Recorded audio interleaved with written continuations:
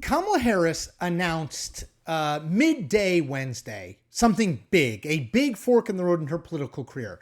She announced she would not run for governor of California in 2026, but she did leave the door open to running for other offices, wink, wink, like the 2028 Democratic presidential nomination. I think this is a mistake. Yes, a mistake by Kamala Harris. I'm going to tell you why, but let me first read part of what she had to say in her statement. Here's Harris. In recent months, I have given serious thought to asking the people of California for the privilege to serve as their governor. I love this state, its people, and its promise. It is my home. But after deep reflection, I've decided that I will not run for governor in this election. She went on.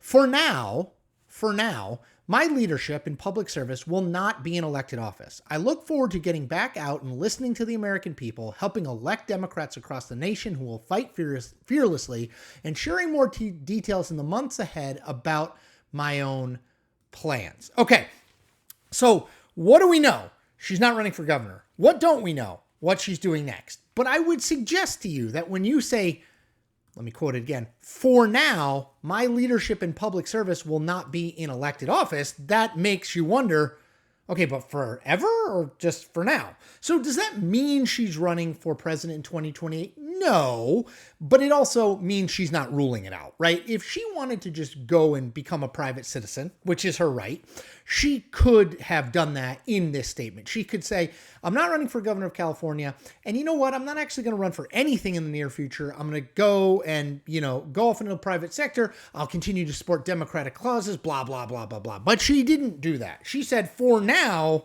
I won't be in elected office. And as I said at the top of the video, I think this is a mistake. I'm going to tell you why right after I tell you that you need to become a subscriber to this channel. Independent and authentic. Those are the two words that define me. I am independent from the two political parties. I'm independent from the big media companies, and I'm authentic. I'm always going to tell you what I really think, whether I think it's going to make you subscribe or make you unsubscribe. You'll always know I'm shooting straight, without fear or favor, and I'm not writing fan fiction for you. I am telling you what I think really is going on and what's going to come next based on my decades of reporting experience. Okay, so why is Kamala Harris potentially at least running in 2028 a mistake? Well, if she doesn't run, it's not a mistake because I think she shouldn't run. But if she does run, and I think she's clearly entertaining the possibility, I'll give you a few reasons why I think it's a mistake. Okay. If you're Kamala Harris, you look at the polling, and there's not a ton of it, but there's been some polling done that suggests that you are at the top of the heap in terms of the 2028 Democratic primary field right now. She's in the 30s, low 40s. Everybody else is kind of in, Gavin Newsom, Alexandria Ocasio-Cortez, Pete Buttigieg are in the teens, maybe, but she's clearly ahead. And she probably thinks to herself, given that, why wouldn't I do this? I'll tell you why she shouldn't do it. Because all that polling about a 2028 race being done in the summer of 2025 tells you is whose name do voters know, right? They know Harris. She was the vice president for 4 years. She was the presidential nominee in 2024. They may know Buttigieg's name. They may know AOC's name. They may know Gavin Newsom's name. They don't know Wes Moore's name, for example, the governor of Maryland. And I think he has a good chance of being the nominee. So all this is a name ID poll.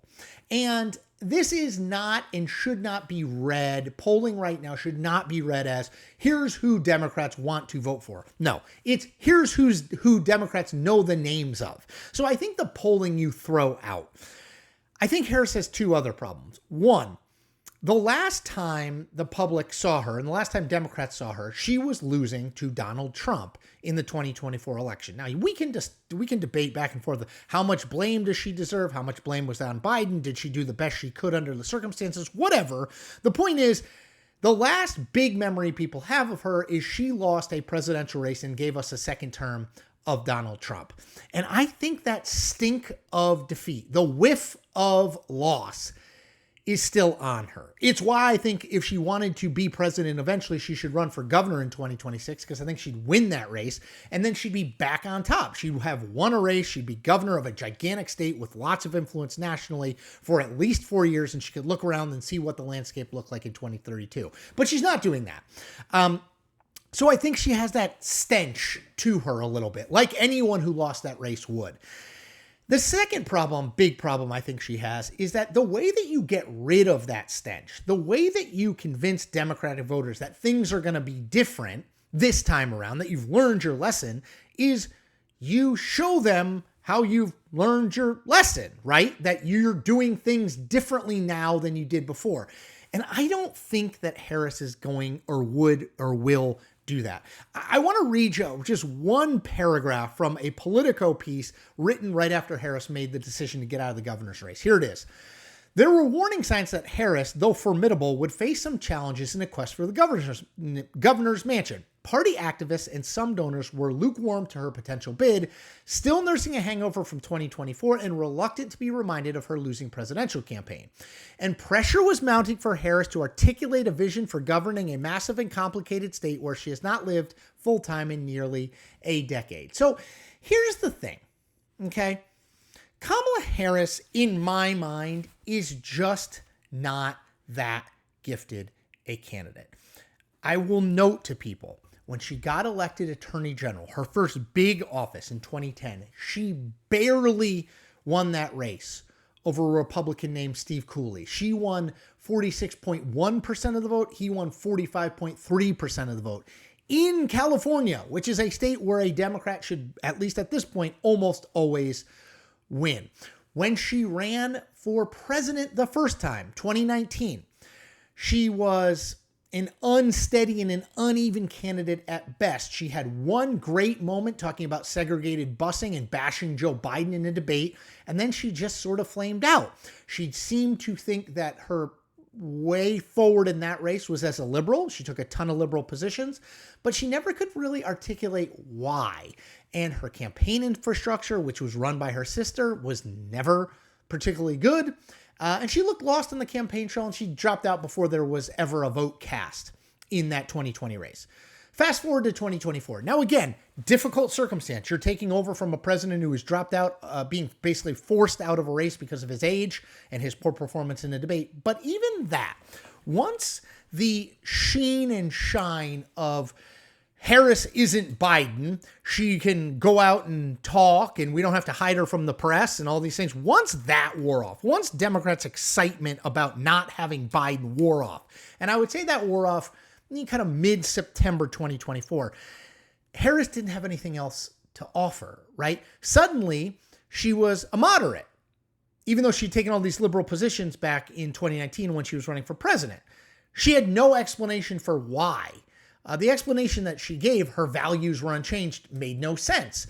She was incredibly cautious. She would take no risks as a candidate. She would barely ever put herself in situations where she was even mildly uncomfortable or mildly challenged by the media. Her campaign infrastructure, again, was not great. And again, that is more about the candidate who puts the structure together than the people in the structure. I think what you have to conclude at that point is she's just not that good a candidate. And while I think she would have had a harder race than initial polling shows for governor of California, her name ID advantage, which was massive, and a fundraising edge, which she undoubtedly would have, I think would have delivered her the California governor's race. Plus, she's running in a hugely Democratic state where if she's the nominee for the party, she probably wins. I just don't think that translates to a presidential bid. I think she will look like yesterday's news, not a fresh face. And I think many of the problems that have been around the Harris campaign since at least 2010 when she ran for attorney general, they all summed up in this, that she's just not that great a candidate, will come back to bite her if and when she runs for president. I would suggest her best day as a 2028 candidate will probably be her first day as a 2028 candidate. She'll be in the lead in polling in, say, early 2027. But I think she will just lose support, and then eventually kind of either drop out or underwhelm if she decides to run. So in my mind, Kamala Harris, if she is solving for eventually being president, should have run for governor of California in 2026. Had she won, she would have been in the middle of her second term in 2032, when if there's a Republican in the White House, she would be potentially an obvious choice there, and she would have gotten rid of a lot of the ghosts of 2024. As it is now, she will take all those 2024 ghosts into 2028 if she runs, and I just don't think she has the natural and learn candidate abilities to overcome that. Okay, that's it for me. I always say I usually make 2 videos a day, but sometimes I'm going to make more when there's breaking news like this. Kamala Harris saying she's not running for governor and leaving the door open to president in 2028. Big news in my world. So I'm making another video. You can subscribe. I hope you do subscribe. I hope you will if you haven't. Independent and authentic. I promise you those 2 things. You can also like and comment on this video. Do you think I'm wrong about Kamala Harris? Do you think she is a stronger candidate than I think for president in 2028? Tell me why. And finally, tell a friend or 2 or an acquaintance or 2 or a colleague or 2 about what I'm building here, bringing you independent, authentic political analysis every single day. Tell them, evangelize for me, subscribe, and take care.